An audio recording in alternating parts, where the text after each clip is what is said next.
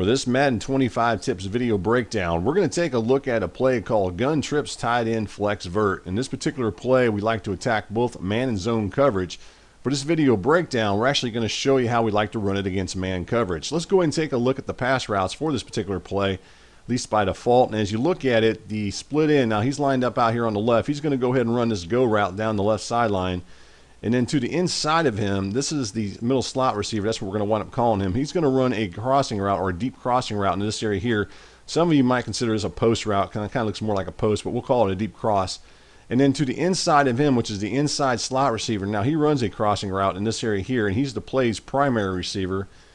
And then we wind up having the tight end. Now he's going to line up in this area here, which is a little bit further out wide than he normally would in the gun trips tight end. He actually lines up about 4 or 5 yards from the right tackle, and what he runs is a shallow crossing route or a drag route. And what he winds up doing is he winds up coming across in this area here. Now if it's zone coverage, he has the option to go ahead and kind of spot up in this area here, or if it's man coverage, generally he'll run it all the way across. So just keep that in mind if you go ahead and allow him to run that route. And then coming out of the backfield, the halfback, now he runs a delayed curl route, or excuse me, a delayed angle route, where he winds up coming in this area here, and then he winds up going in that area there. We like this particular route, especially if our opponent doesn't blitz, because it gives us a nice little option to throw to if no one else is open. All right, what we're going to do here is just go and take a look at the coverage that we're going to run this against. And as you look at it, it's going to wind up being two-man under, as you can see on your screen right there. And then we wind up having bump and run man coverage, so these receivers out here are all jammed out here as you look.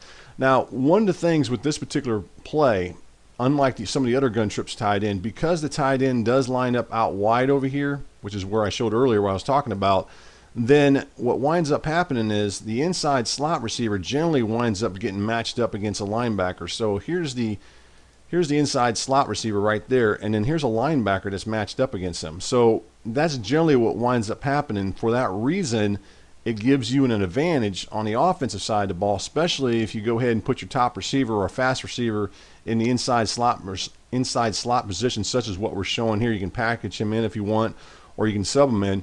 And for that reason, it's going to wind up giving you that advantage once he comes across on that shallow crossing route. So that's the reason that we wind up running this play, and what I wanted to show about it, because it's kind of cool for that reason. So let's go ahead and continue on with it as far as what we're going to do with the hot routes. And what we're going to wind up doing here is we're actually going to go ahead and hot route this guy right here, which is going to wind up being a tight end. We're going to hot route him on his streak. And then we're also going to go ahead and do another hot route, and that's to go ahead and show the middle slot receiver over here on a zigzag or a zig route, if you want to call it that, or whip route. So he's going to wind up going out there. Now the idea of this is, the reason that we hot routed the tight end on a streak, so let's go and take a look at the tight end. The reason that we hot routed him on his streak here is what we're trying to do, and this is stuff I've shown before in years past, is we're trying to draw, especially if they're two-man under, we're trying to draw this strong safety deeper. So we're just going to wind up getting this strong safety to go ahead and drop back into this area here. And then once this receiver, which is going to wind up being a tight end, he's going to force him back. Now the idea of that is to allow this receiver, which is, I pointed out earlier, the inside slot receiver, to come across on that crossing route where he can get open underneath. And that's the reason we're doing that. Not only is the tight end going to take the strong safety deep, he's going to go ahead and take his man as well. And hopefully what we're going to wind up getting, as I talked about earlier, is his linebackers covering him, where he's going to wind up getting behind, and then we can wind up making that throw to him somewhere, probably in this area here, where we can make that throw. Now there's going to be some times when this linebacker doesn't get behind like that, and this linebacker may wind up getting in front of him, or he may wind up cutting in front, and he might pick the pass off. Especially, you got to watch that, because there's times that's going to happen and you may not want to throw that ball. So that kind of goes us back to what we did earlier, at least with the other hot route adjustment that we made, where we went ahead and hot routed this receiver here. Remember, we talked about hot routing him on his zigzag, which is the middle slot receiver. So what we're looking for here is, once he breaks towards the sideline, if we feel that the inside slot receiver is not open, then as the quarterback, what we can do is we can go ahead and look to throw with this guy over here. And that's the idea of that. So it gives us another option to throw to, just in case the inside slot receiver. And then there is one other option we can throw to as well, and that's going to wind up being the running back as he comes out of the backfield on that angle route, on that delayed angle route. So no one's open, and we see this guy coming out, and he winds up coming across in this area here. He should wind up being matched up with the linebacker. We're going to put him in this guy here, the middle linebacker.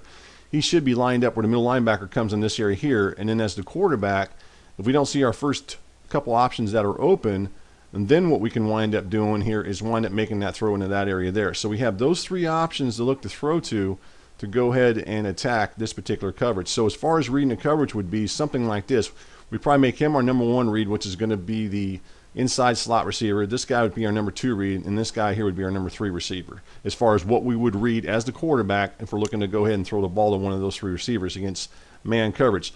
Let's go ahead and actually run the play, and you'll see that we wind up throwing to that inside slot receiver here as we wind up completing it into that area there, and he winds up being open. We wind up completing it for a nice gain.